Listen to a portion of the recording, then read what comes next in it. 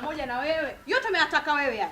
Haya usingemtukana mjomba wako, tungefukuzwa saa ngapi? Wewe na umezidi mdomo, hata sijui umelisikwa nani wewe. Yaani umenitibua wewe. Haya. Ongoza. Ongoza siniangalie mimi. Sasa napakumbuka kwa nyumbani kwenyewe. Utapakumbuka tutakapotangulia mbele. Mtoto mwingine sio. Dada, karibuni sana.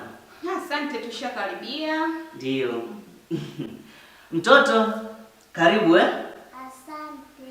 Haya, vipi dada, habari za Mwanza? Za Mwanza nzuri kama unavyotuona. Ndio, najua umechoka sana kwa sababu ya uchumvi wa safari nini. Karibuni sana. Asante.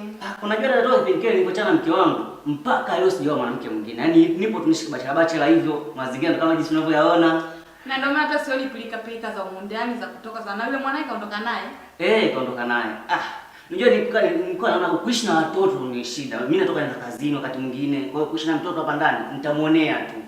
Tangu lini wanaume mkajua kulea na nyie? Sio tuachaga sie. Kutokana na harakati zetu za hapa na pale. Huwezi kukaa na mtoto huko ndani, labda wewe unamfanya kazi. Sasa unamfanya kazi afu una mwanamke. Lazima tuongee hata hisi vibaya pia. Haya kakaangu. Tutakuwa pamoja hapa nyumbani kwako siku 4. Nikishamaliza kukaa na wewe, naenda pia na kwa mama nakaa siku 4, then taendelea na safari yangu napokwenda. Kwa hiyo inaitwa environment tour. Hivi anko, wewe na mama nani mkubwa? Asma naye bwana. Mwache, huyo ni yanko. Unajua nini? Kauliza swali, anataka ajibiwe. Kwa hiyo lazima nimjibu. Anko, yani huyu ni mdogo sana kwangu. Kuna dogo zangu nne hao wawili afu tunafuata yeye sasa. Yaani mimi ni mkubwa kwake mara 2. Sasa, mbona mfupi? Alafu mama mrefu. Kati wewe ndio umemzidi umri.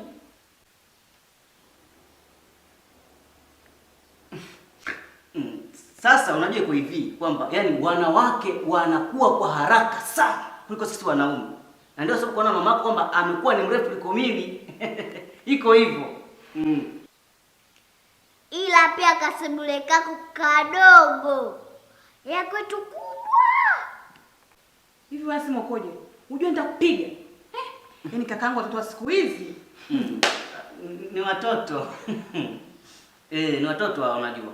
Mtoto anajisikia anachotaka kuzungumza yeye ndo anachojisikia kwa muda ule. Kwa hiyo ni haki yake. Hivi anko, kwa nini ulitangulia kuzaliwa? Swali gani hilo? Na kwa nini unauliza hivyo mjomba? Maana naona kila kitu mama amekuzidi.